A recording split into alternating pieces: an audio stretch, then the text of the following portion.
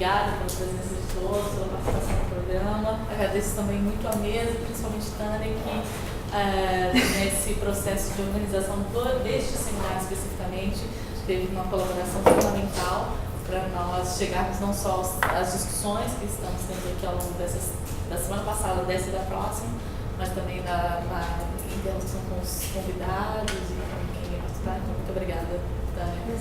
A professora Tânia Rivera, ela é curadora da exposição Lugares do Delírio, que é um dos pontos base desse nosso encontro aqui. O seminário Mulheres, Artes e Ciência integra um dos programas da Escola do Olhar, denominado Marca Academia.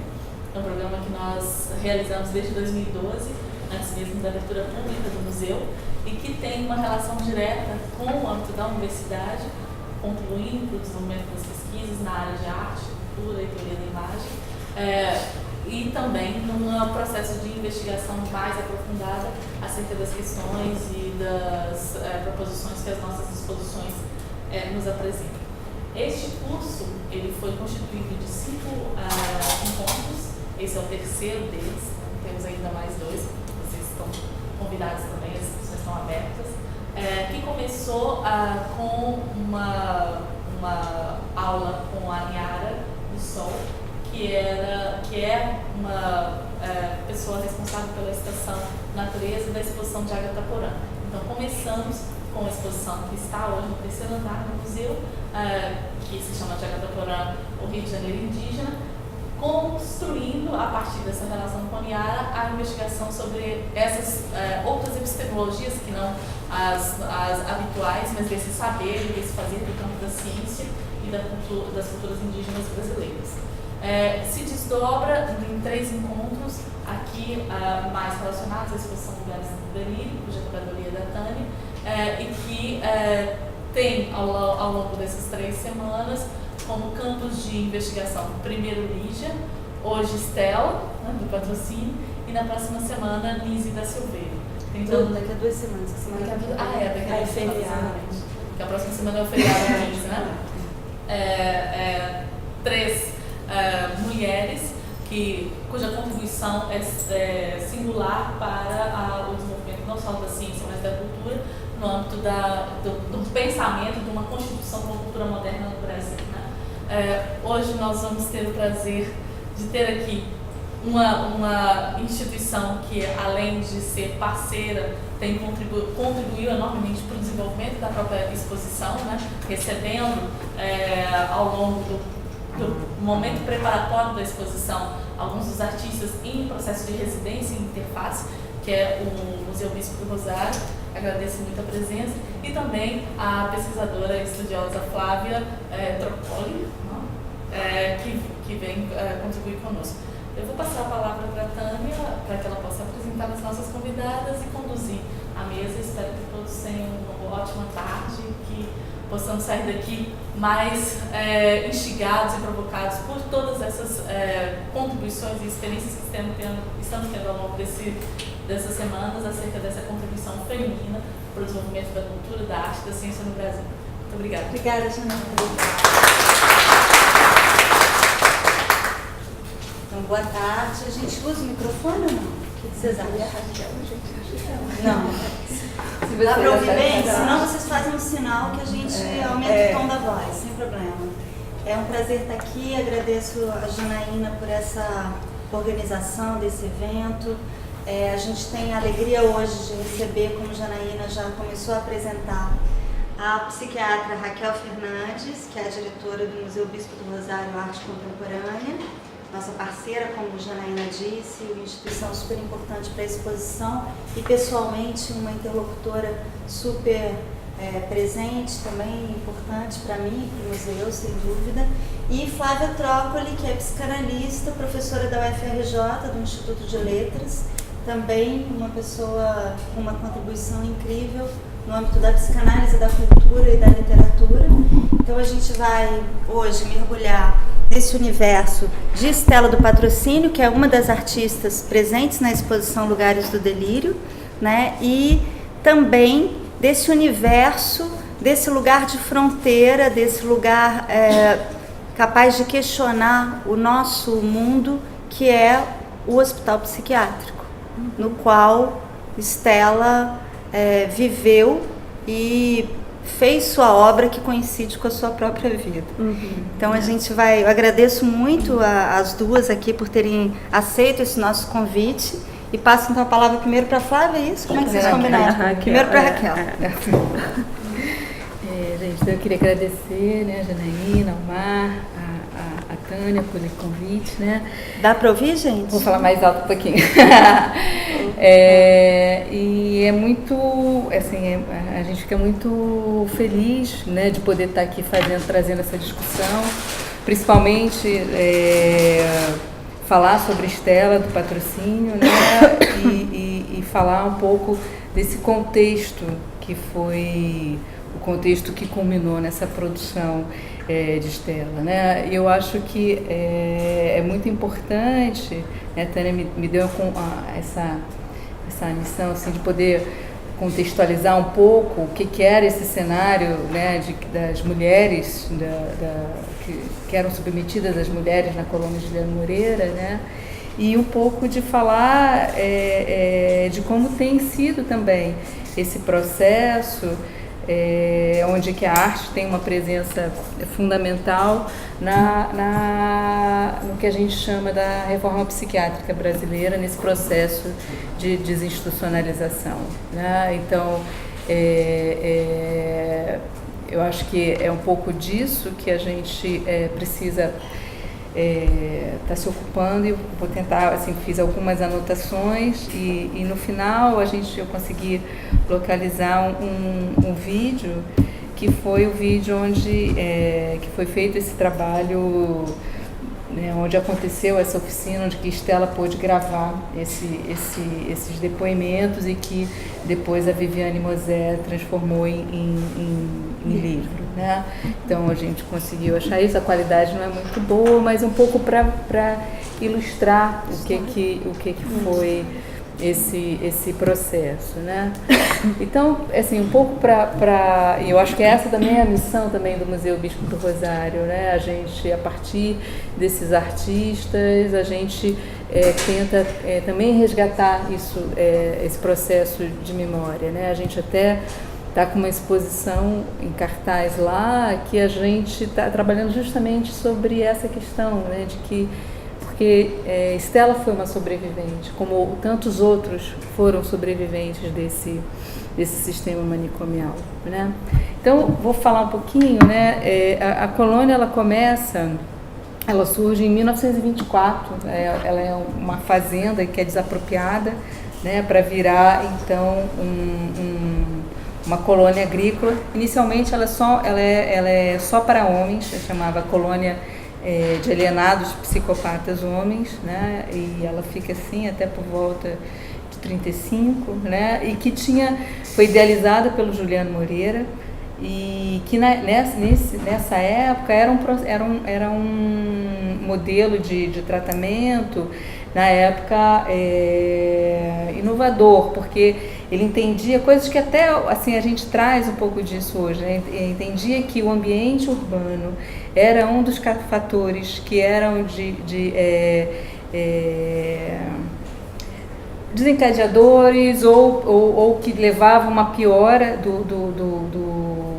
do aparecimento de transtornos mentais, e que então você está num ambiente, retomando o ambiente rural, agrícola, onde você tinha menos pressão, com atividades mais laborais, mais ligadas à natureza, que isso podia ser um fator de recuperação desses pacientes. Então é essa proposta, uma proposta de ser uma colônia agrícola, e isso se espalhou, né? Você tem várias colônias agrícolas que surgiram pelo Brasil afora, né?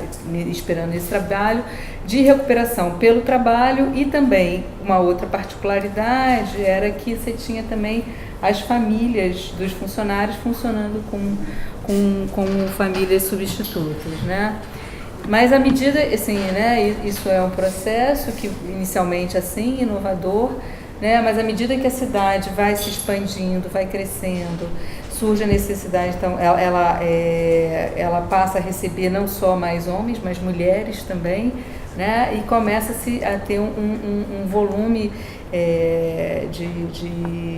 de pessoas que chega assim, até mais de 5.000 pessoas que estiveram internadas, né, num contexto lá.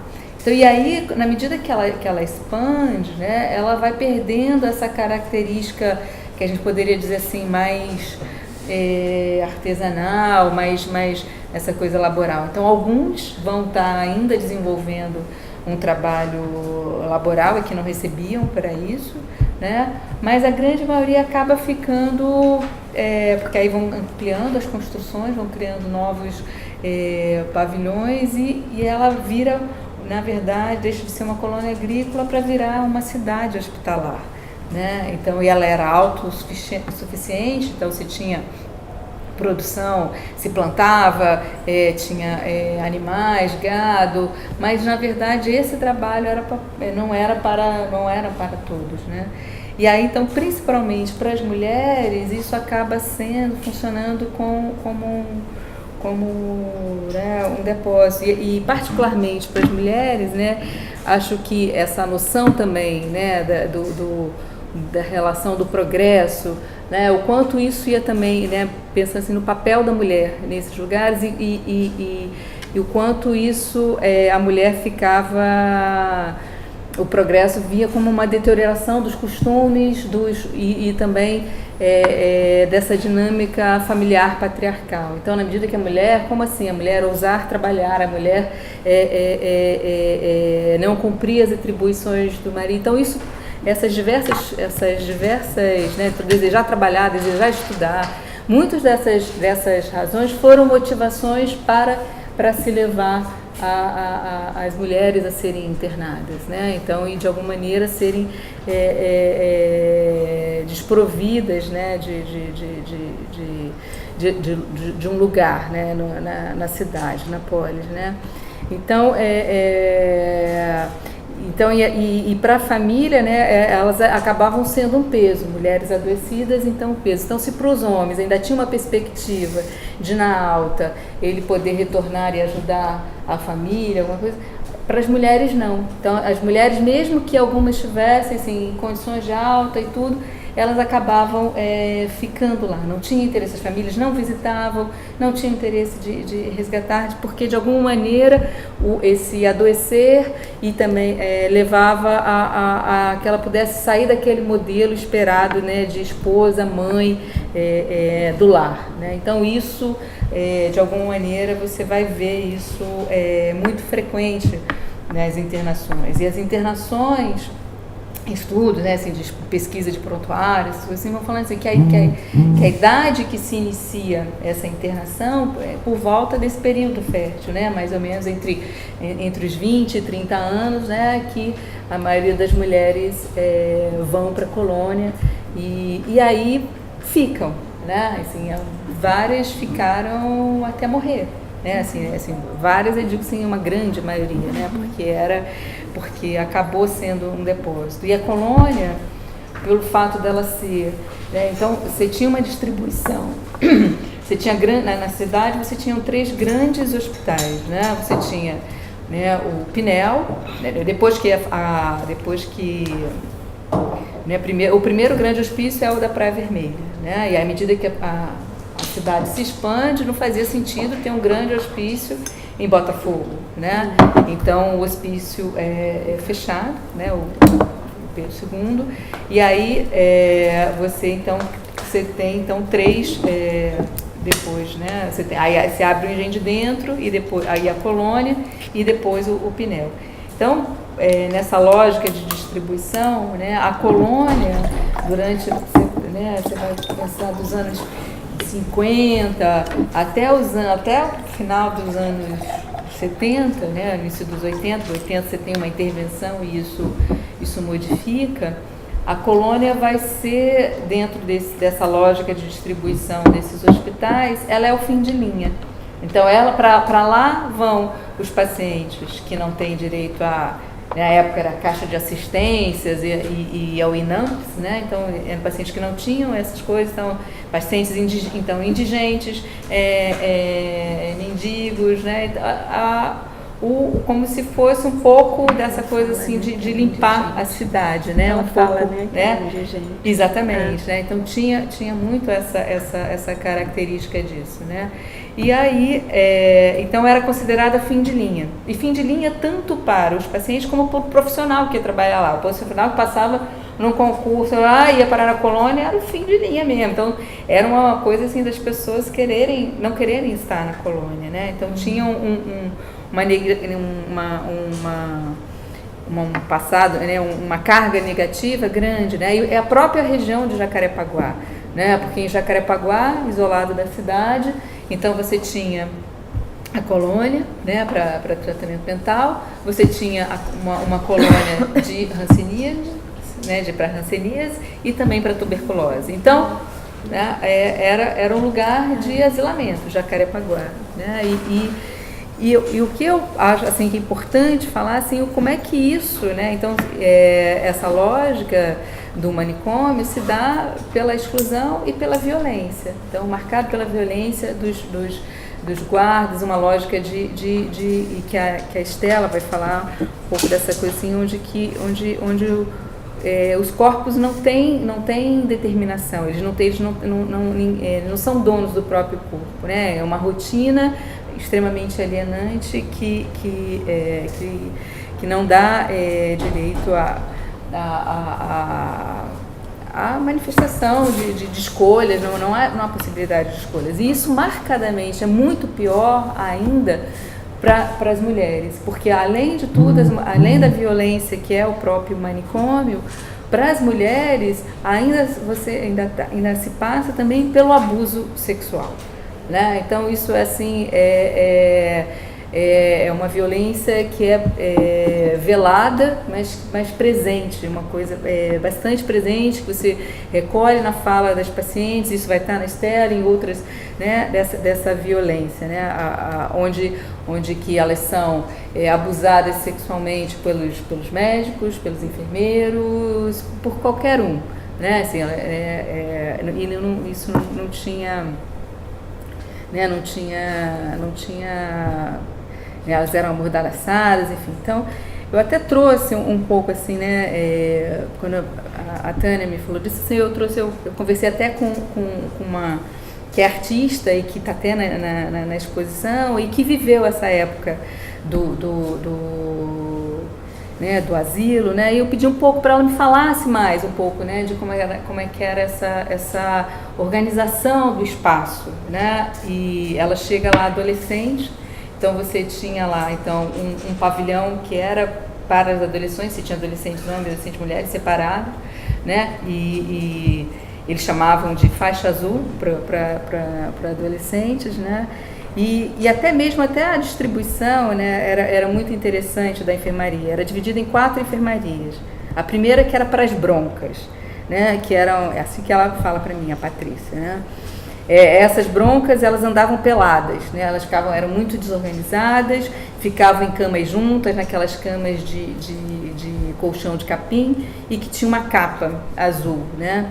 E que aí as outras pacientes das outras enfermarias, tinham 4 enfermarias, né? Elas eram chamadas para ajudar na limpeza dessa enfermaria, né? Ajudar com essas... E que aí, em troca, elas ganhavam um cigarro. E eu achei muito curioso, e um pouco de liberdade para sair do prédio, né, porque elas não podiam circular. Tinha a enfermaria 2, que eram das que não faziam bagunça, a 3 para as que eram novas, que chegavam novas, e a 4, que era das bagunceiras, né. Me disse que ela era da ala das bagunceiras, óbvio, né, não tinha, que eram as que se rebelavam, que davam trabalho, enfim, né, e eram cerca de 20 a 35 pessoas nessas enfermarias, né? E que, no geral, elas ficavam ali, teoricamente era para elas saírem, elas chegavam adolescentes, né? Pré-adolescente, adolescentes, para elas saírem até os 18 anos, mas a maioria ficava até os 25 e depois era transferida, então, para os 2 núcleos de mulheres que existiam na colônia, o Franco da Rocha e o Teixeira Brandão. Né? A Patrícia vai ficar no Franco da Rocha e a Estela vai ficar no Teixeira Brandão. A Patrícia entrou em que ano, Raquel? Ela entra no início dos anos 70. Nos anos 70 ela vem do Pará e passa por São Paulo, se desorganiza e vai adolescente então para lá. E ela curioso, e aí então se ela fala que lá no Faixa Azul, que era de adolescente, tinha uma salinha assim, que era aí onde podia bordar, fazer tapetes e flores, alguma coisa assim. E uma outra coisa assim, né, que ela fala, que é muito curioso, né, a arquitetura desses prédios, né, uma arquitetura dos anos 40, 50, então você vai ver muito cobogós, né, aqueles buracos, espaços assim, né, nas paredes, porque era uma forma de não usar grade, de promover ventilação, né, e criar um aspecto. A arquitetura da colônia era uma arquitetura, foi pensada de uma maneira para ser humanizada, né, porque essa coisa mais manicomial vai se dando depois, né, porque ele era um modelo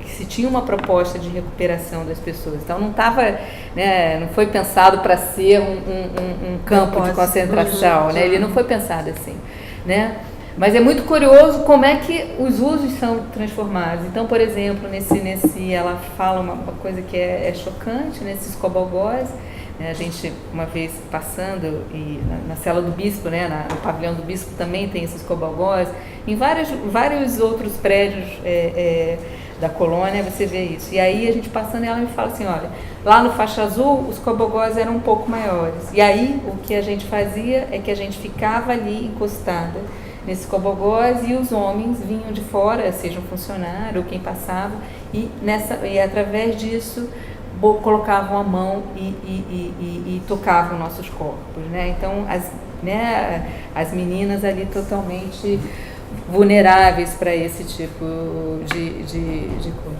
né? Aí se a gente pensa que mas pode piorar, né?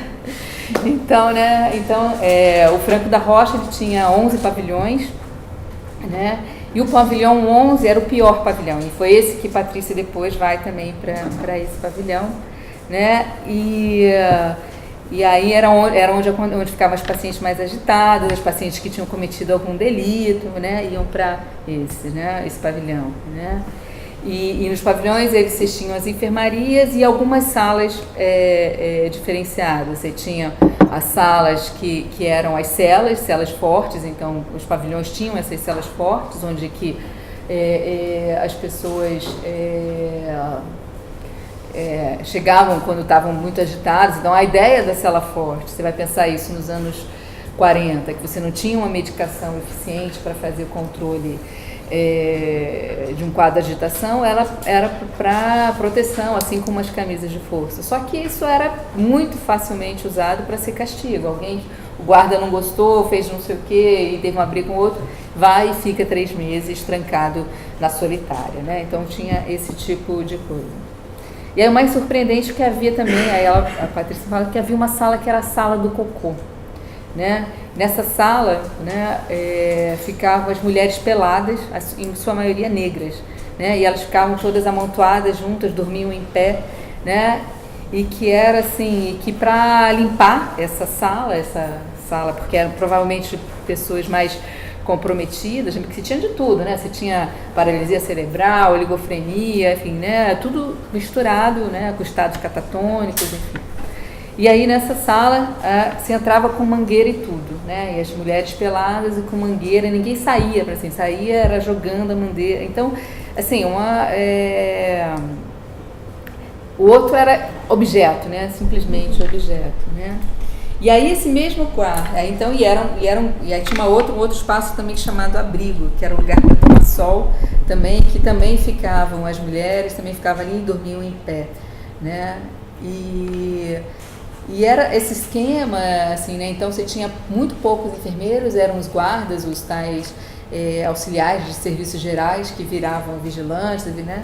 Que eram os que davam remédio, eram que limpavam as salas e eram quem violavam, né? Né? Estupravam, enfim, né? E não podia fazer nada, né? E o que chama muita atenção, assim, né, é que, e eu acho que depois vamos colocar um pouco isso também na fala da Estela, que era um espaço de muita solidão, né? Cada um fechado no seu próprio corpo, no seu próprio espaço. E isso é muito curioso, né? Eu entrei na colônia em 91, então 10 anos depois, né? Porque a colônia sofre uma intervenção em 80, onde que então esses pavilhões deixam de poder fazer internação, se acaba a cela forte, se acaba com o choque, né? Porque você tinha o choque elétrico, terapêutico, mas você tinha o miudinho, que o choque miudinho era o punitivo, que era para você botar em outras partes. Se você bota, né, aqui na têmpora, passa uma corrente, você faz uma crise convulsiva, a pessoa faz ela tem a perda de consciência e ela não sente dor. Mas esses outros botavam em partes do corpo e aí a pessoa sentia a dor do choque, né? Então eram os miudinhos, né? Que era essa coisa disso. E era muito curioso outros nomes também que tinham, né? Então você tinha as sessões de eletrochoque frequência e aí a Patrícia me fala que tinha um remédio chamado Fórmula 1, né? Que era um comprimido para parar a dor de cabeça depois do efeito que o eletrochoque, né? Porque você sentia dor depois do efeito do eletrochoque, aí tinha o Fórmula 1, né? Então curioso esses nomes, essas coisas, né? E tinham situações assim das mais bizarras, por exemplo, né?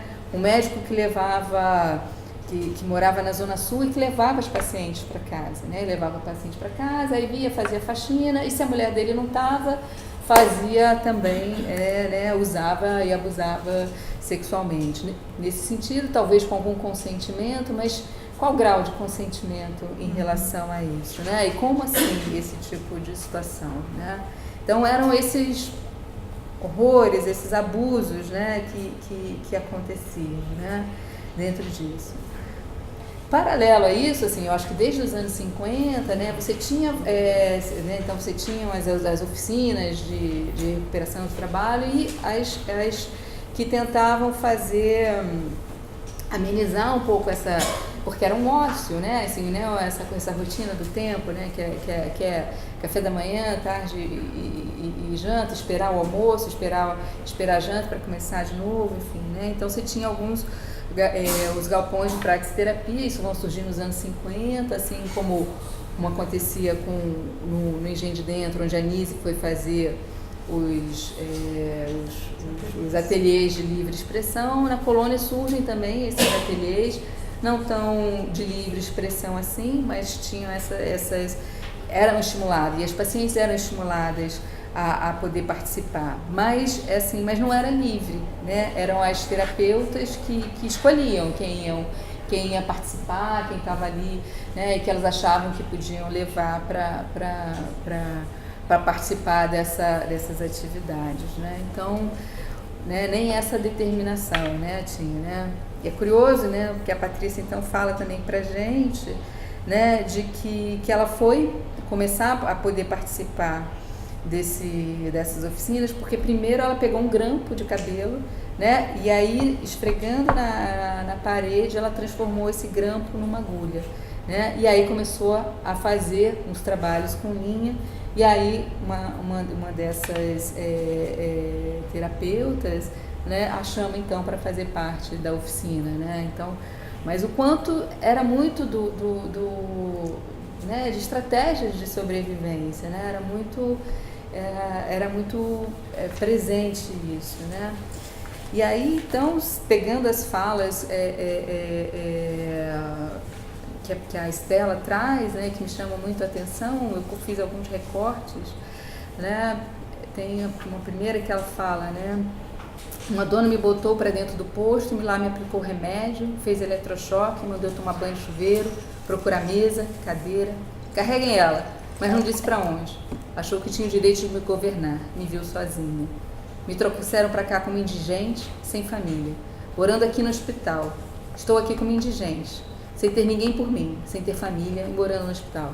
Então, assim, você tinha uma crítica disso, assim, né, Mas não havia o que fazer frente a isso, né? Estava dado, né? Ela estava sozinha e alguém ia dizer para ela, você faz assim, você faz assado, né? E ela dizendo, eu vivo no hospital como doente. O hospital parece uma casa, mas o hospital, né? O hospital é um hospital. Né? Então, parecia uma casa, né? Mas é um hospital. Não tem nada lá de seu. Né? Eu acho que isso é importante. Era uma enfermaria. Né? Imagina você viver 20 anos numa enfermaria que é uma cama do lado da outra, uma cama do lado da outra, que você não tem nada de seu, de pessoal. Como é que você vai chamar isso de casa? Né?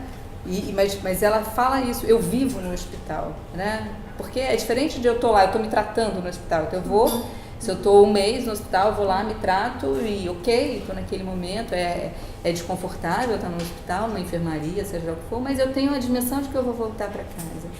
Mas eu viver no hospital tem uma marca disso que é muito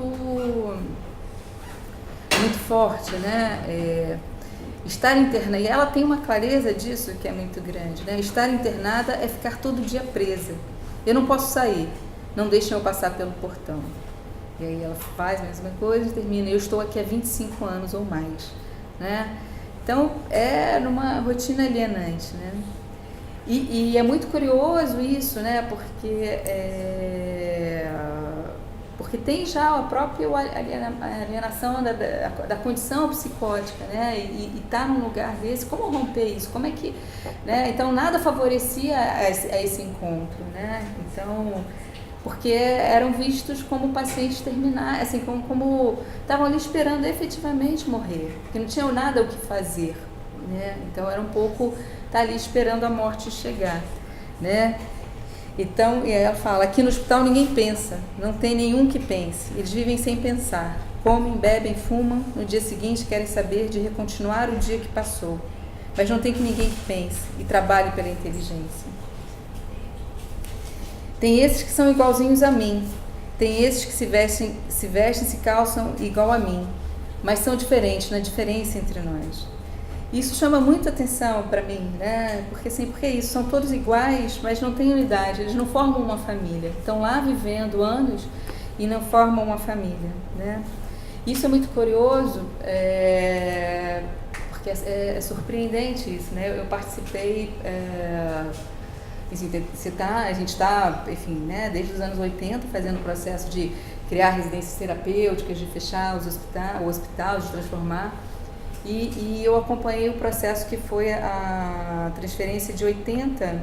A gente, por conta dessas obras do PAC, se criou um condomínio de residência, uma gracinha as casas, que nessas casas moram... São 4 quartos de cada casa e duas pessoas dividem cada casa. E cada casa tem sua cozinha, alimentação, residência, né? E, por sinal, o nome do condomínio chama Condomínio Estela do Patrocínio, né? Tem uma homenagem. Então, né, extraoficialmente o pessoal chama de Vila dos Idosos, enfim, né? Porque são a maioria idosos. E aí foi curioso, quando eu fui acompanhar, eu estava filmando alguns processos, né? E eu fui falar com uma das senhorinhas, que era uma gracinha, a senhora, ela toda arrumadinha, ela sempre toda arrumada, toda bem vestida e tudo, mas que ela absolutamente era capaz assim, de conversar com quem estava do lado, né? Ela estava ali há anos, né? E ela estava morando do lado, ia morar, viver do lado de uma outra pessoa, mas que o outro continuava sendo um estranho. Então, acho que essa sensação é muito forte, que na verdade, por mais que sejam todos iguaizinhos, estão todos muito sós, não é, por mais que até que também a equipe, né, isso num processo de longo, né, a equipe tente dar uma sensação de familiaridade, as famílias, mas a sensação é de que não há isso, né? São cada um dentro abandonado ao seu próprio isolamento. Talvez você perceba mais laços nos oligofrênicos, que conseguem fazer algumas vinculações mais afetivas, mas isso é muito forte, né? Muito presente nos pacientes psicóticos, né? Essa sensação de isolamento, né? E eu acho que esse outro né, problema dela que me chama muita atenção, que é fala um pouco da nossa tentativa, da gente estar ali. Eu cheguei lá em 92 e quando eu fui conhecer o Franco da Rocha, eu era residente em psiquiatria, e mesmo passado 10 anos já de todo um trabalho de modificação do espaço, de tentar, a sensação de quando eu cheguei lá era de uma solidão e de um abandono, que eu sentei na calçada do lado ali da coisa e sentei para chorar, porque era assim, muito impactante, né? E já tinha passado por um grande processo de transformação. E aí quando eu vejo isso, fico me questionando assim, qual é o nosso papel nisso, né? Quando ela fala, né, não sou eu que gosto de nascer, eles é que me botam para nascer todo dia. E sempre que eu morro, me ressuscitam, me reencarnam, me desencarnam, me reencarnam. Me formam em menos de um segundo. Se eu sumir, desaparecer, eles me procuram onde eu estiver, para estar olhando para o gás, para as paredes, para o teto, ou para a cabeça deles, ou para o corpo deles. Sofrendo da cabeça, sofrendo como doente mental, e no presídio de mulheres, cumprindo prisão perpétua. Enfim. E aí ela vai falando também das violências sexuais que ela vai sofrendo, né? Enfim, que está presente, né? Tinha terra preta no chão. O homem foi lá e disse: deita aí no chão para mim te foder. Eu disse: não, vou embora daqui, e saí andando. Né? A realidade é essa folha, esse banco, esta árvore, esta terra. É esse prédio de 2 andares, essa roupa estendida na muralha. E essa é a descrição do Teixeira Brandão, né? Um prédio de 2 andares, assim, né? É isso, né? Meu verdadeiro nome, meu nome verdadeiro é caixão enterro, cemitério, defunto cadáver, esqueleto humano, asilo de velhos, hospital de tudo quanto é doença, hospício, mundo dos bichos e dos animais. Você está me comendo tanto pelos olhos que eu não tenho de onde tirar força para te alimentar. Então, é um pouco assim, né, como ela se sentia assim, desprovida, né, né, estava ali, objeto, né, do outro, né, à mercê do outro, né, e sem muito o que fazer. Mas é muito curioso porque esse trabalho vai acontecer nessa iniciativa a partir dos anos 80, quando se convocam artistas para estar dentro, para ajudar nesse processo de transformação, que não é fácil esse processo de transformação, né, do hospício. A gente está trabalhando lá até hoje nisso, né? O museu tem um papel importante nisso, né? E quando eu chamo esses artistas, né? Foi iniciativa de quem chamou? Foi iniciativa dos técnicos, né? Então a Denise Correia, que era coordenadora do Teixeira Brandão, ela pensa essa oficina no galpão de praxiterapia e chama, né, as artistas, a Nelly, né, e aí vai com a Carla, né, que vinham do Parque Lage, né, porque era um pouco dessa ideia assim, dos artistas, tanto para poder desmistificar essa coisa da loucura, porque o lema era para uma sociedade sem manicômios, mas como fazer uma sociedade sem manicômios se a sociedade morre de medo da loucura? Né? Como é que, se a sociedade ainda acha que o lugar de louco é dentro do hospício, né? A gente vai estar vendo, enfim, né? Desculpa um pouco essa relação, mas o que está acontecendo em São Paulo, né? É um pouco, né, de pegar esses mesmos princípios, né? De ter uma cidade limpa, higienizada, onde quem é diferente destoa. E esse é o papel do manicômio, receber quem destoa, quem... Então os artistas nesse processo, né, de quando você está, né, tinha um pouco disso, de desmistificar um pouco esse lugar da loucura. Mas eles têm um papel fundamental, né, é muito curioso, porque Bispo do Rosário, né, ele estava ali, há, sei lá, 30, 40 anos produzindo lá, mas era exótico, só era visto como exótico. Foi preciso um olhar do outro, do de fora, do artista, para poder reconhecer naquilo algum valor. Porque na lógica da organização manicomial, o louco é destituído de valor. A fala dele não tem valor. Então é muito curioso, né, que é preciso então vir esses artistas de fora para recolher essas falas, a fala de Stella, para de alguma maneira poder, a partir daí, ser reconhecido como um valor. Então é muito interessante, eu vou terminar minha fala com esse poema dela, que nós estamos sentados numa cadeira procurando mesa, procurando falatório, procurando gravar todo falatório. Eu antes não sabia nada disso. Isso tudo para mim é velho. Eu não sabia nada disso. Não tinha noção, uma ideia do que era isso tudo. Não tinha. Aprendi quando vocês vieram me visitar.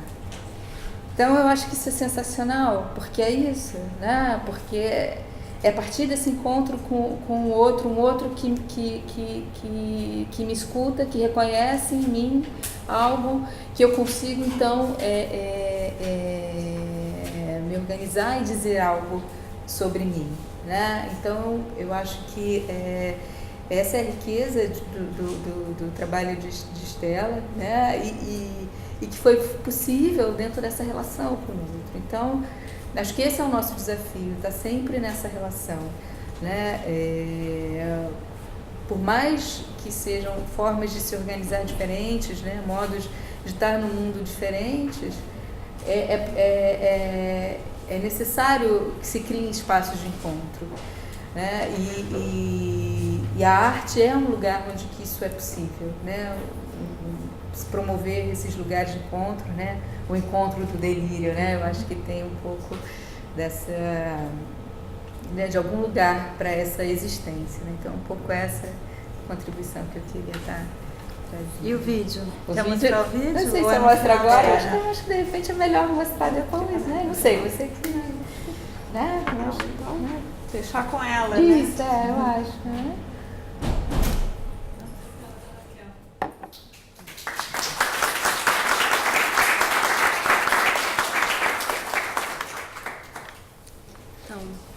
Eu agradeço a Janaína, o Mar, a Tânia, que me fez o convite. E de fato, assim, eu acho que eu aceitei o convite porque eu acho que essa não vai ser a última vez que eu vou falar da Stella. Eu acho que vai ser a primeira, né? E é a primeira mesmo. Eu tinha tido um rápido contato com a Stella do Patrocínio através de uma banca de qualificação da Luíse Bastos, que é uma doutoranda lá do Departamento de Vernáculos da UFRJ, mas diretamente eu nunca tinha lido a Stella, assim, eu tinha lido através de um trabalho, né, de doutorado, mas não diretamente. Agradeço a Raquel pela fala, foi importante para mim te escutar. Então, como foi esse meu primeiro contato direto com a Stella, eu trouxe aqui, né, alguns artifícios, né, assim, para poder ver como é que eu ia falar dela, tá? E eu acho que isso não é uma preocupação qualquer nesse caso. Então eu trouxe título, epígrafe, enfim, eu precisei de algumas estratégias para poder falar da Stella hoje aqui, né? Até porque talvez o interessante fosse falar com a Stella, né? E não da Stella. Enfim. Então, o título são palavras dela, né? Eu não sou da família, não sou da casa, não sou do ar, eu sou Stella do Patrocínio. E eu trouxe duas epígrafes. O mártir, quando testemunha, não conta uma história, ele se oferece. Ele testemunha se ofertando ou ofertando sua vida ou seu corpo. E esse ato de testemunho não é apenas um comprometimento, e sua paixão não se refere a nada, a não ser ao seu momento presente. E essa questão temporal eu quero lançar para a gente conversar um pouco sobre ela depois. Esse é um fragmento de um livro do Jacques Derrida, chamado Demorar Maurice Blanchot. A outra epígrafe o psicótico é um mártir do inconsciente. dando ao termo Marte seu sentido, que é o de testemunhar. Trata-se de um testemunho aberto. É o Jacques Lacan, no Seminário 3, As Psicoses. Então, o meu primeiro movimento eu intitulei Testemunho do Inconsciente. Se não podemos dizer que Stella do Patrocínio foi uma poeta no sentido estrito, né, de quem produz voluntariamente uma obra poética, também não podemos negar que as palavras que chegaram até nós através de Reino dos Bichos e dos Animais é o Meu Nome, né, o livro organizado pela Viviane Mosé, produzem um efeito poético. E aqui eu não estou tirando em nada assim a dignidade disso ser poema, tá? Pelo contrário. E aí eu vou, né, tentar dizer por que eu não vou dizer que é poesia no estritamente poesia. Então, no entanto, né, apesar de produzir esse efeito poético, a tarefa que eu me dei hoje aqui não será aquela da crítica literária, né, que é de escrever, analisar e interpretar os efeitos e os procedimentos do livro organizado pelo Viviane Mosé. As duas epígrafes que eu escolhi para a conversa de hoje colocam os procedimentos poéticos em relação com o testemunho.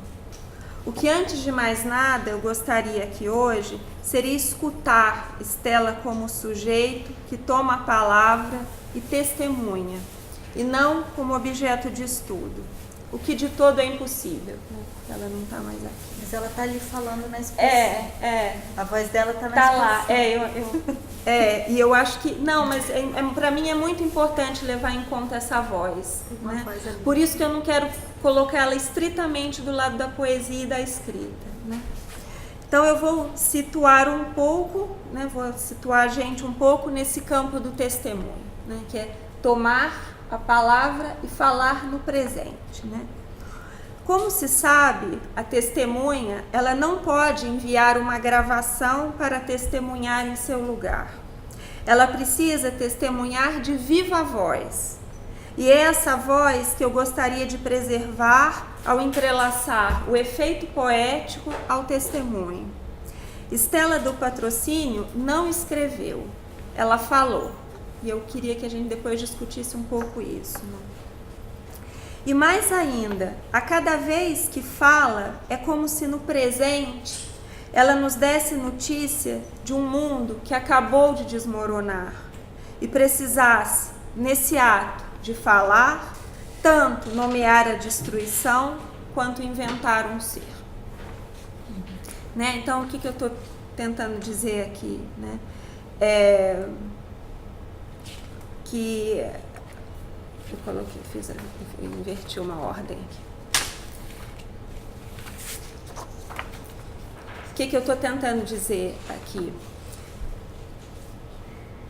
Que ela vai dar testemunho de uma experiência única, né? O século XX, né, foi tanto a era das catástrofes quanto a era do testemunho. Muitos textos filosóficos e críticos se propuseram a pensar a catástrofe e a escrita, a linguagem depois de duas grandes guerras, com suas trincheiras e campos de extermínio. Se o totalitarismo faz calar a linguagem, um testemunho ressuscitaria a linguagem e nomearia uma perda. No livro intitulado Demorar, em que destaca o valor testemunhal de uma obra de ficção, né, de Blanchot, intitulado O Instante de Minha Morte, Derrida pensa os traços constituintes do testemunho e que considera importantes destacar para pensarmos as gravações e transcrições do que falou Stella do Patrocínio. Enfatizo aquilo que diz Derrida. O testemunho não admite substituição. Não se pode mandar um outro testemunhar em nosso lugar. Ele exige um ser único, a ter visto essa coisa única. Eu acho que a Raquel falou um pouco, né, desse lugar de anonimato, né, as camas iguais, né, ali algo de um singular que fica completamente apagado, né, e o testemunho é justamente um movimento, né, oposto a esse, né. Então, a reprodutibilidade técnica, né, ela está excluída do testemunho, né? Não há reprodução e não há substituição. Também o testemunho, ele não é meramente um documento e nem uma prova, né? Porque o testemunho ele está sempre ameaçado pelo falso testemunho, né? Mas é isso justamente que dá a ele o valor de testemunho, de ser insubstituível. E o mais importante é que o testemunho também ele tem um valor público. Eu acho que a Raquel também tocou nesse ponto, né? No sentido de que, por exemplo, quando a obra do bispo começa a entrar em contato com outros artistas, com críticos, historiadores da arte, ela ganha um outro valor. Então eu acho que essa questão do valor aqui também é importante, né? Porque isso dá uma dimensão simbólica a essa produção, quer seja essa fala ou produção de objetos, né? Não é qualquer valor, é um valor simbólico, né? Então eu penso que Jacques Lacan, ao colocar o psicótico como testemunha do inconsciente, ele não estava imune às ressonâncias do testemunho que constituem boa parte da literatura do século XX. Então a gente não pode tardar a se perguntar o que testemunha Stella do Patrocínio, né? Então eu passo para a parte 2.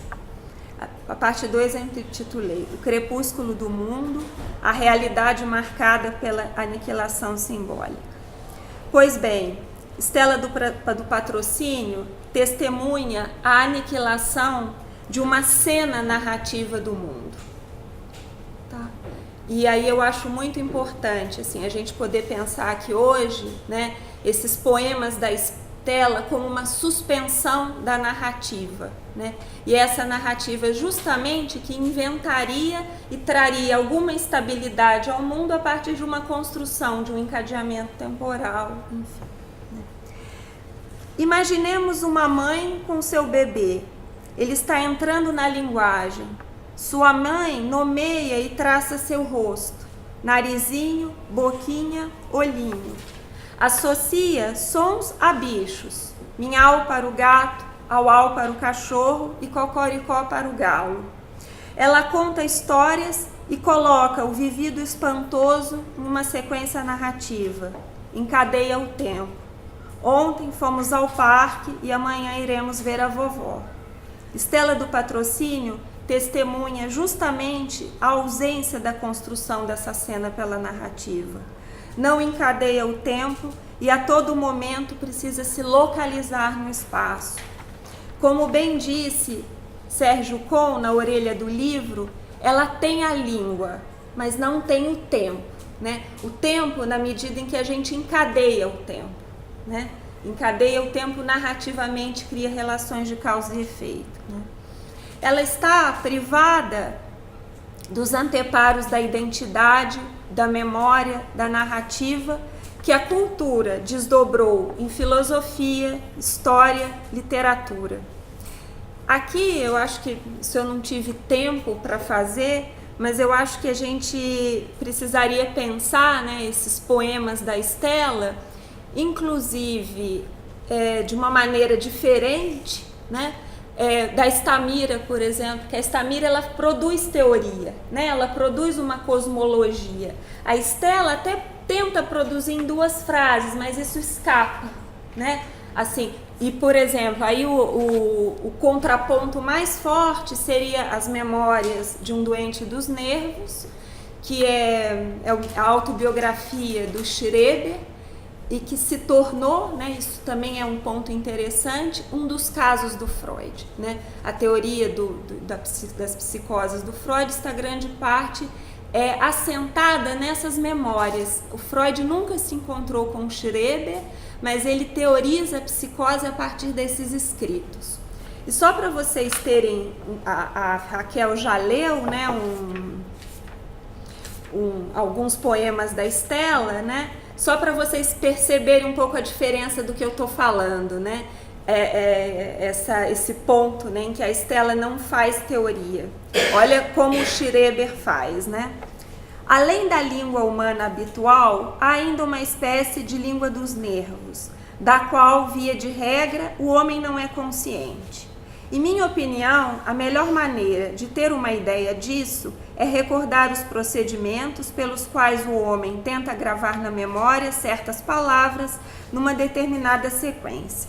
Como, por exemplo, quando um estudante decora uma poesia que precisa recitar na escola ou um padre decora o sermão que tem de dizer na igreja. As palavras em questão são então repetidas em silêncio, como em uma oração silenciosa que do púlpito se exorta os fiéis a fazer.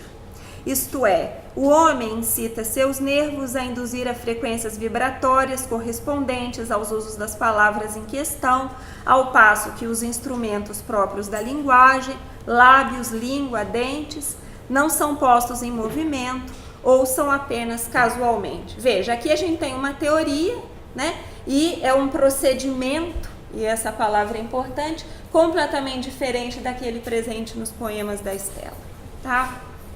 Então essa eu acho que era uma diferença que eu queria que a gente tivesse em mente aqui.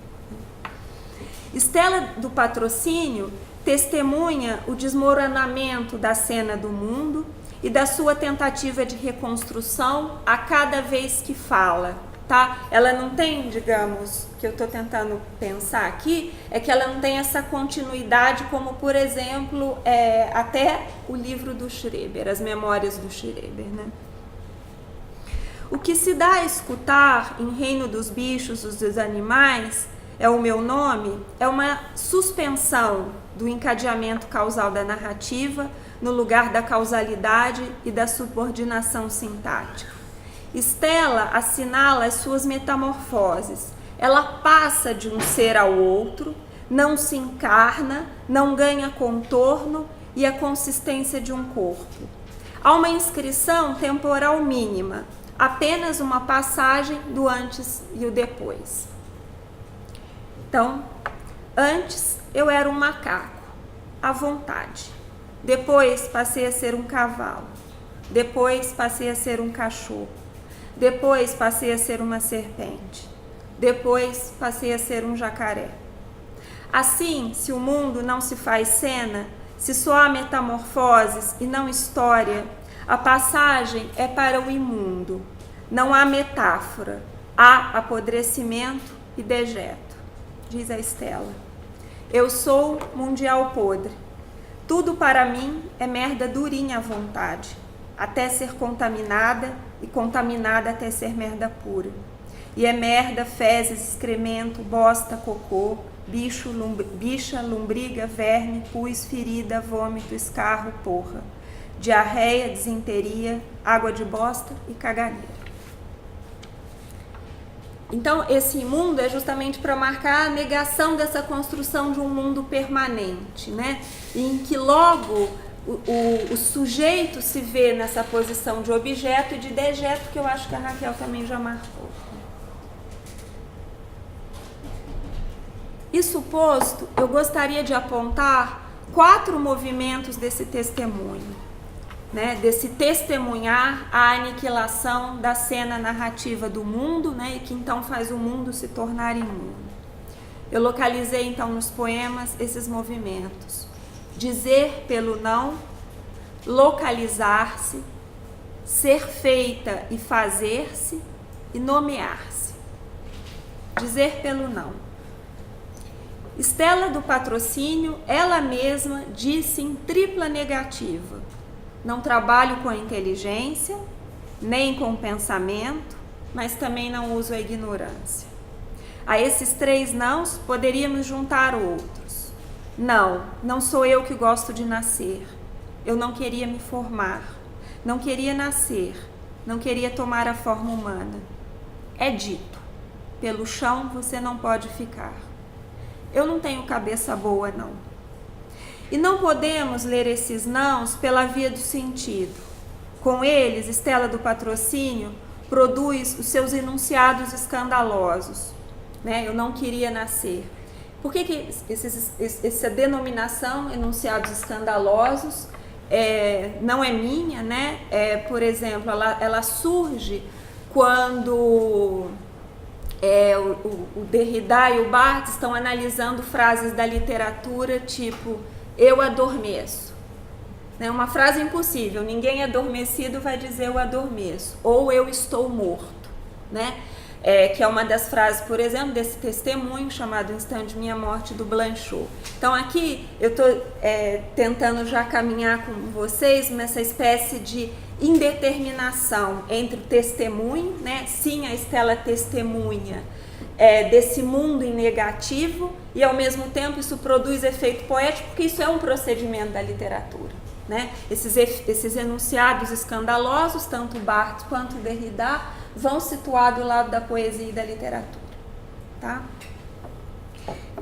Então, esses nãos, né, eles não podem ser tomados do ponto de vista da semântica e do referente, tá? Então, isso, ao mesmo tempo que é uma testemunha, é um testemunhar desse mundo desmoronado, né, sem referências, é também um procedimento poético.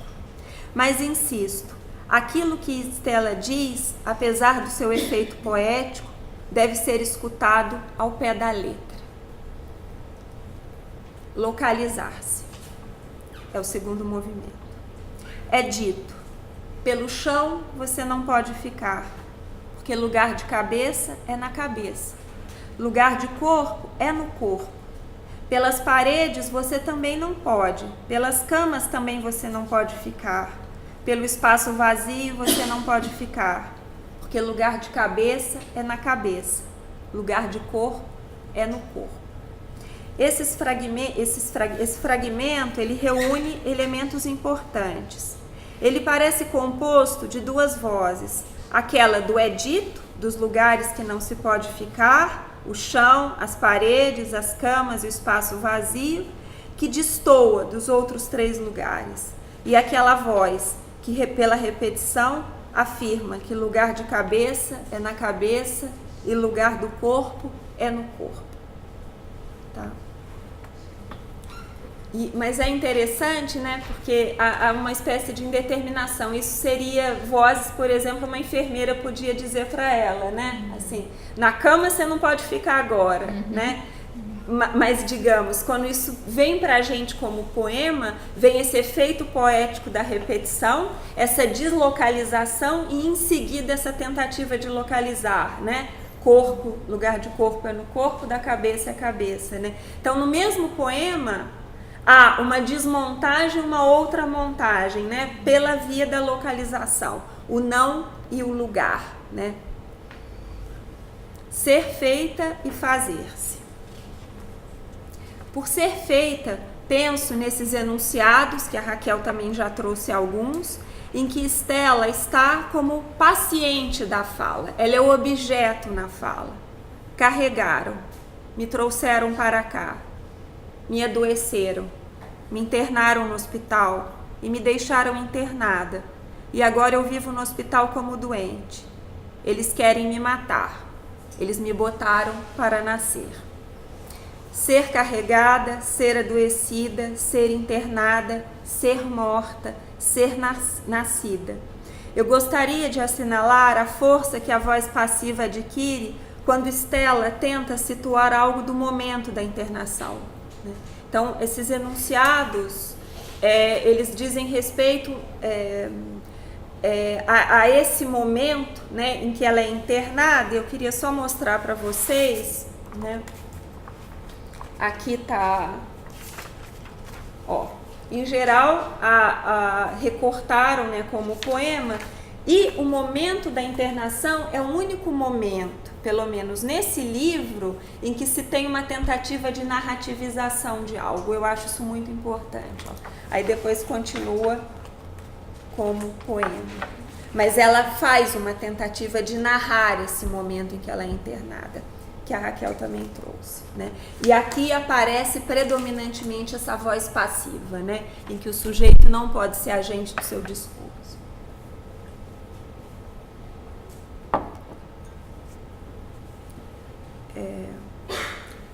Então, tem esse movimento e, por outro lado, tem esse fazer-se, né? Em que ela assume esse agenciamento da fala, né? E ela faz isso na tentativa de inventar a realidade e o corpo.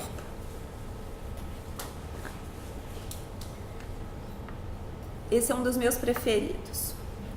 Eu era gases puro, ar, espaço vazio, tempo. Eu era ar, espaço vazio, tempo. E gases puro, assim, ó, espaço vazio, ó. Eu não tinha formação, não tinha formatura, não tinha onde fazer a cabeça, fazer braço, fazer corpo, fazer orelha, fazer nariz, fazer céu da boca, fazer falatório, fazer músculo, fazer dente. Eu não tinha onde fazer nada dessas coisas, fazer cabeça, pensar em alguma coisa, ser útil, inteligente, ser raciocínio. Não tinha onde tirar nada disso. Eu era espaço vazio, puro. E o nomear-se. Aí eu vou reler um poema que a Raquel já leu. Meu nome verdadeiro é caixão enterro, cemitério, defunto, cadáver, esqueleto humano, asilo de velhos, hospital de tudo quanto é doença, hospício, mundo dos bichos e dos animais, os animais, dinossauro, camelo, onça, tigre, leão, dinossauro, macaco, girafas, tartarugas, reino dos bichos e dos animais é o meu nome, jardim zoológico, Quinta da Boa Vista, um verdadeiro jardim zoológico, Quinta da Boa Vista. Ah, desculpa. Ué? Ah, tá. Foi, né? Então, aqui eu passo para a parte 3, né, que é a parte final, efeitos e procedimentos poéticos. No título que escolhi para o que tinha para falar hoje aqui, eu não sou da família, não sou da casa, não sou do ar, eu sou Estela do Patrocínio. Estão indicados o despertencimento, não ser de, a negatividade, né, ao lado do eu não sou, né, e o não que se repete. Há também um nome próprio e, sobretudo, a intrusão de um elemento inesperado, nesse caso o ar, que é antecedido pela família e pela casa, né? Veja, família e casa pertencem ao mesmo campo semântico. Quando entra o ar, a gente é jogado nesse ar, né? Na cadeia enunciativa é imprevisível que depois de casa e família venha ar, né? Pela semântica, né? Pela lógica do sentido, né? Então, o ar quebra uma sequência semântica e nos arrasta para fora das nossas ancoragens habituais, como na literatura. É com o dizer de Marcel Proust que Deleuze começa o seu Crítica e Clínica. Diz Deleuze, os belos livros são... Desculpa, diz o Marcel Proust, né? Não é o Deleuze que disse, o Deleuze arrancou isso do Proust, é o Proust que diz e o Deleuze vai comentar, né? Então, diz o Proust, os belos livros são escritos numa espécie de língua estrangeira. Essa frase, então, serve a Deleuze para indicar que escrever é arrastar a língua para fora de seus surcos costumeiros, levá-la a delirar, onde a linguagem inteira tende para um lugar assintático, agramatical. É nesse limite que moram as palavras de Estela. Nelas se lê a aniquilação da narrativa, a negatividade, a nomeação como tentativa de fazer um corpo, de se dar um lugar, e a intrusão, traços que pertencem à sua fala e que nos conduzem à beira do mundo, para dizer com Stamira, lá onde a linguagem fala fora do controle do sentido. Eu já não tenho mais voz, porque já falei tudo o que tinha que falar. Falo o tempo todo. E é como se eu não tivesse falado nada. Eu sinto fome, matam minha fome. Eu sinto sede, matam minha sede. Fico cansada, falo que estou cansada, matam meu cansaço. Eu fico com preguiça, matam minha preguiça. Fico com sono, matam meu sono. Quando eu reclamo, aqui a interrupção nos leva de volta ao puro ar, ao espaço vazio. Mas antes que Estela se vá, peçamos que ela assine. Eu sou Estela do Patrocínio, bem patrocinada.